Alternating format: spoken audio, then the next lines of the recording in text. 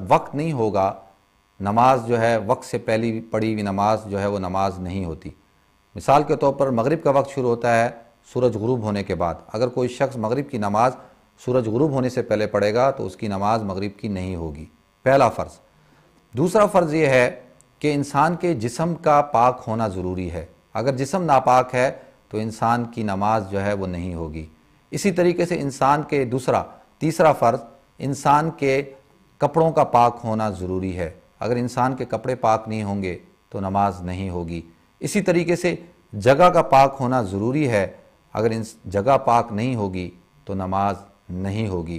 اس کے بعد جو ہے وہ نیت کا ہونا ضروری ہے، اگر آدمی نیت نہیں کرے گا تو اس کی نماز نہیں ہوگی۔ اس کے بعد تکبیر تحریمہ کا کہنا جو ہے وہ جو ہے اللہ اکبر یا ہاتھ اٹھا کر اللہ اکبر کہنا، یہ جو ہے تکبیر تحریمہ کا کہنا فرض ہے، کوئی شخص اگر تحریمہ نہیں کہے گا اس کی نماز نہیں ہوگی۔ اس کے بعد قبلہ رخ ہونا ضروری ہے، اگر قبلے کی طرف رخ نہیں ہوگا تو نماز نہیں ہوگی۔ اسی طریقے سے نماز کے اندر قیام کھڑا ہونا فرض ہے، اگر کوئی شخص بغیر عذر کے، کوئی اس کو بیماری نہیں ہے، اگر وہ کھڑا نہیں ہوتا تو نماز نہیں ہوگی۔ اسی طریقے سے نماز کے اندر قرات کا کرنا جو ہے وہ فرض ہے، اگر قرات نہیں کرے گا تو نماز نہیں ہوگی۔ اسی طریقے سے نماز کے اندر رکوع کا کرنا فرض ہے، اگر رکوع نہیں کرے گا نماز نہیں ہوگی۔ اسی طریقے سے نماز کے اندر سجدوں کا کرنا فرض ہے، اگر سجدے نہیں کرے گا تو نماز نہیں ہوگی۔ اسی طریقے سے نماز کے اندر قاعدہ آخیرہ کے اندر بیٹھنا، تشہد کے مقدار جتنی دیر میں تشہد پڑھی جاتی ہے تحیات، اتنی دیر بیٹھنا جو ہے وہ فرض ہے، اگر کوئی شخص قاعدہ آخیرہ کے اندر نہیں بیٹھے گا تو اس کی نماز نہیں ہوگی۔ اسی طریقے سے نماز کے اندر جب نماز کو ختم کریں تو اپنے ارادے کے ساتھ نماز کو ختم کرنا، یعنی نماز کو اپنے ارادے سے ختم کرنا نماز کے اندر فرض ہے، بغیر ارادے کے اگر نماز ختم کر لی تو نماز نہیں ہوگی۔ یہ 14 فرائض ہیں، اگر یہ فرائض نماز کے اندر پورے نہ ہوں تو ناظرین نماز جو ہے وہ نہیں ہوتی، اس بات کا خیال رکھیں۔ اور باقی کچھ واجبات ہیں اور کچھ سنتیں ہیں، کچھ مستحبات ہیں، لیکن ایک شخص کو فرائض کا خیال جو ہے وہ رکھنا بہت ہی ضروری ہے، اگر ہم فرائض کا خیال نہیں رکھیں گے تو ہماری نماز نہیں ہوگی۔ اسی طریقے سے میری بہن نے سوال پوچھا تھا کہ نماز پڑھنے کا صحیح طریقہ بتائیں۔ دیکھیں نماز، اللہ کے رسول صلی اللہ علیہ وسلم نے فرمایا صلو کما رأیتمونی اصلی، کہ تم نماز پڑھو اس طرح سے جس طریقے سے مجھے نماز پڑھتے ہوئے دیکھتے ہو۔ اور جو ہے نماز کے اندر سب سے پہلے جب آپ نے تکبیر تحریمہ کہنی ہے تو اپنے ہاتھوں کو قبلہ رخ کر کر اور جو ہے کانوں کی لو تک اٹھانا ہے، ایسے۔ بعض لوگ کان کو پکڑتے ہیں اللہ اکبر کہتے ہوئے کان پکڑتے ہیں، بعض لوگ اللہ اکبر ایسے کر کے اللہ اکبر کرتے ہیں، بعض لوگ اللہ اکبر ایسے کرتے ہیں، لیکن سنت طریقہ یہ ہے کہ کانوں کے لو تک ایسے قبلہ رخ ہاتھ اٹھا کر آپ نے جو ہے وہ اپنے ہاتھوں کو اٹھانا ہے، اور پھر جو ہے وہ اپنے ہاتھوں کو، حدیث میں آتا ہے کہ دایاں ہاتھ بائیں ہاتھ کے اوپر تحت السرہ، اپنی ناف کے نیچے باندھنا ہے، ناف کے نیچے باندھنا ہے، اور عورتیں جو ہیں وہ اپنا ہاتھ جو ہیں وہ اس طرح سے اپنی چھاتی کے اوپر باندھیں گی، کیونکہ یہ زیادہ سطر پوشی کے جو ہے وہ قریب ہے۔ اسی طریقے سے نماز کے اندر سطر کا ڈھپا ہوا ہونا بھی جو ہے وہ فرض ہے، اگر سطر ڈھپی ہوئی نہیں ہو تو نماز جو ہے وہ نہیں ہوتی۔ اور ہاتھوں کا جو ہے وہ ادب، قوموا للہ قانتین، کہ اللہ کے پاس جو ہے کہ ایسے کھڑے ہو جیسے قنوت کے ساتھ کھڑے ہوتے ہیں، ادب اور احترام کے ساتھ۔ تو حدیث میں آتا ہے تحت السرہ، ناف کے نیچے ہاتھ باندھنا، اور اسی طریقے سے 2 ٹانگوں کے درمیان کم سے کم 4 انگلی کا فاصلہ ہونا چاہیے، اور کندھے سے کندھے ملے ہوئے ہونے چاہیے، اور قیام کی حالت میں نگاہیں سجدے کی جگہ پر، اور رکوع کی حالت میں قدموں کی جگہ پر، اور جو ہے اسی طرح پھر قیام میں سجدے کی جگہ پر، اور پھر جو ہے سجدوں میں دونوں ہاتھوں کے کنار انگوٹھوں کی طرف، اور پھر جب تشہد میں بیٹھیں تو اپنی گود کی طرف جو ہے وہ نگاہ ہونی چاہیے، نگاہوں کو ادھر ادھر جو ہے وہ پھیلانا نہیں چاہیے، دوڑانا نہیں چاہیے، یہ نماز کے خشوع کے اور ادب کے خلاف ہے۔ ہاں اگر کوئی شخص جس کو نماز کے اندر توجہ نہیں ہوتی تو وہ جو ہے آنکھیں اگر بند کرتا ہے کہ کہ وہ اپنی توجہ کو یکسو کرنے کے لیے تو وہ بالکل کر سکتا ہے، لیکن جب اس کی توجہ یکسو ہو جائے تو وہ جو ہے وہ آنکھیں کھول کر نماز پڑھنا جو ہے وہ زیادہ بہتر ہے۔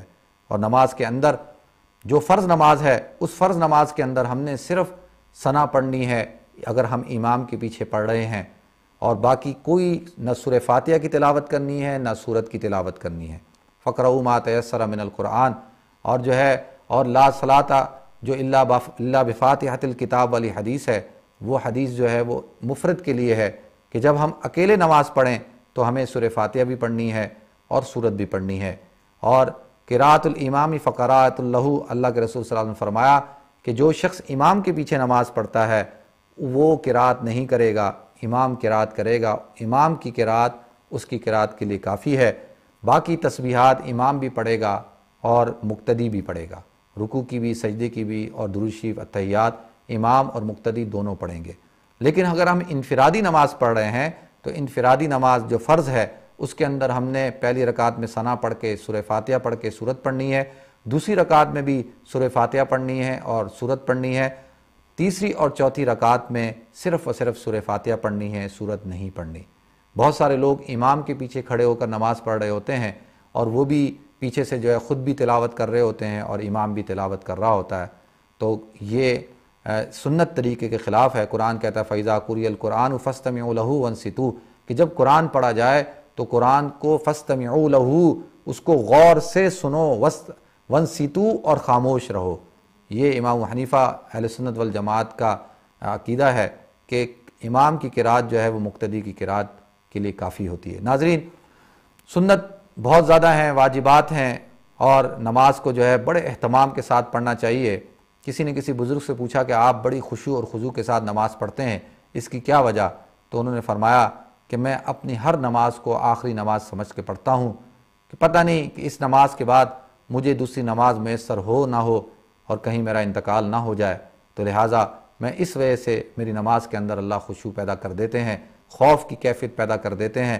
اور ایک بزرگ سے پوچھا کہ آپ کی نماز میں جو ہے وہ خشوع بہت ہوتا ہے، تو انہوں نے کہا میں ہمیشہ جو ہے نماز جو ہے جو بزرگ ہوتے ہیں ان کے ساتھ پڑھتا ہوں، کہ کیونکہ بزرگوں کی برکت کی وجہ سے اللہ رب العزت ان کے قرب کی وجہ سے میری نماز کے اندر بھی خشوع پیدا کر دیں۔ اللہ تعالی ہم سب کو صحیح طور پر نماز پڑھنے کی توفیق عطا فرمائے۔ اپنے پروگرام کی پہلی کال لیتے ہیں جی۔ السلام علیکم۔ ہیلو، السلام علیکم۔ وعلیکم السلام ورحمۃ اللہ وبرکاتہ۔ جی میری بہن۔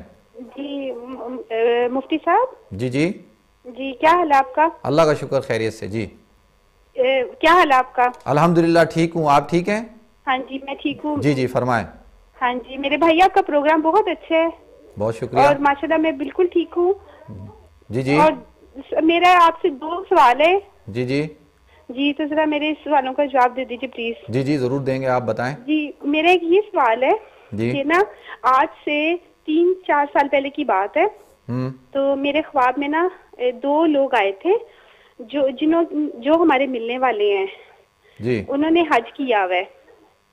ٹھیک ہے ٹھیک ہے، تو انہوں نے مجھے خواب میں یہ بات کہی کہ مجھے ایسے نا محسوس ہوتا ہے، حالانکہ شیطانی وسوسے آتے ہیں، اور مجھے ایسے محسوس ہوتا تھا کہ جیسے میرے دین سے دوری ہو گئی ہے۔ ٹھیک ہے، یہ 4-5 سال سے میرے ساتھ ایسا ہے۔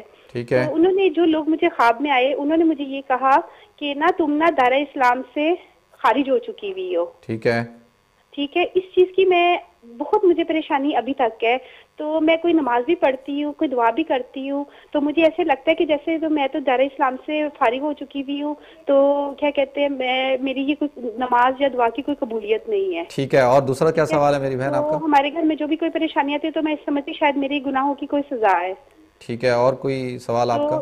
دوسرا یہ سوال ہے میرے بھائی کہ نا کیا کہتے ہیں، میں یہ چاہتی ہوں کہ میں بالکل نمازی دینی بن جاؤں۔ میری دل کی جو خواہش ہے کہ میری یہی ہے کہ میرا 5 وقت میں نماز پڑھوں اور حد سے زیادہ عبادت کروں۔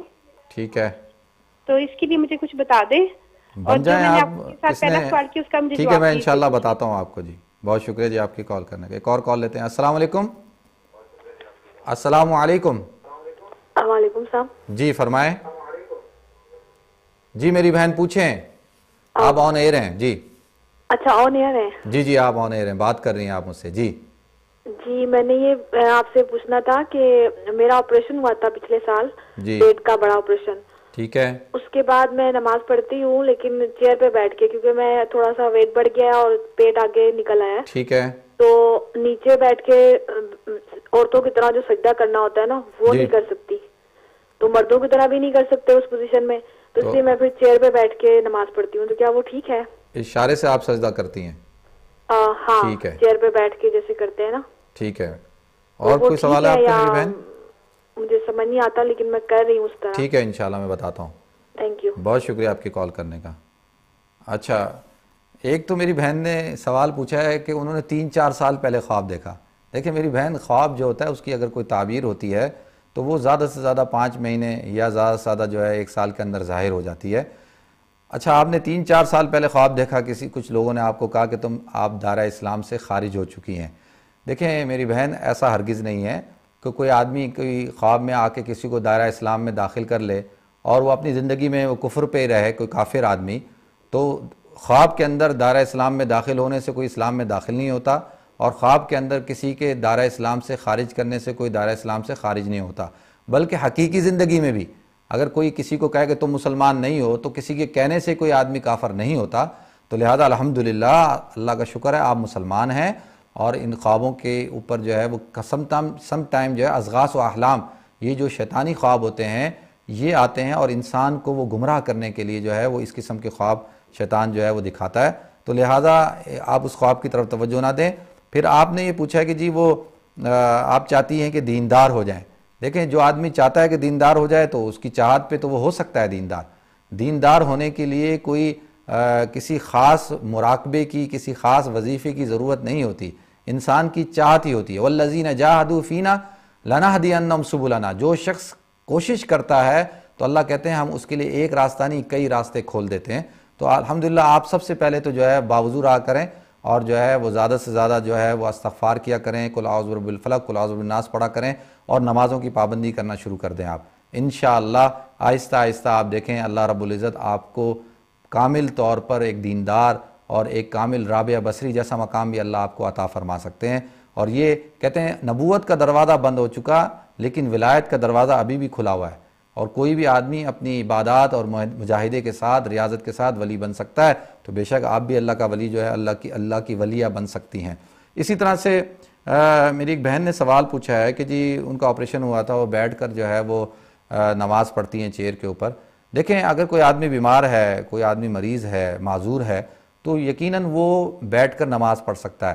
بہتر یہ ہوتا ہے کہ نیچے بیٹھ کر نماز پڑھی جائے، کیونکہ نیچے بیٹھنا جو نماز کے اندر جو ہے وہ سجدہ جو ہے وہ اللہ کو سب سے زیادہ پسند ہے. تو آدمی جب بیٹھا ہوا ہوتا ہے تو وہ سجدے کے سب سے زیادہ قریب ہوتا ہے. تو لہٰذا کوشش کریں کہ سجدہ کرنے کی.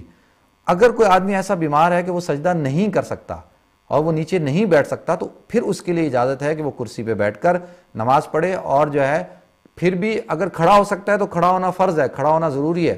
اور اگر سجدہ نہیں کر سکتا تو پھر بیٹھ کر کرسی پہ بیٹھ کر سجدہ کر لے. بہت سارے لوگ ہیں وہ چل سکتے ہیں، پھر سکتے ہیں، وہ تھوڑے سے بیمار ہوتے ہیں، کوئی معذوری نہیں ہوتی، وہ بھی کرسی کے اوپر بیٹھتے ہیں اور کرسی کے اوپر بیٹھ کر سجدہ بھی کر رہے ہوتے ہیں، قیام بھی کر رہے ہوتے ہیں، رکوع بھی کر رہے ہوتے ہیں، ہر چیز کرسی کے اوپر بیٹھ کے کر رہے ہوتے ہیں. حالانکہ وہ نیچے لیٹ کر سو سکتے ہیں، بیٹھ سکتے ہیں، لیکن پھر بھی وہ کرسی پہ بیٹھتے ہیں.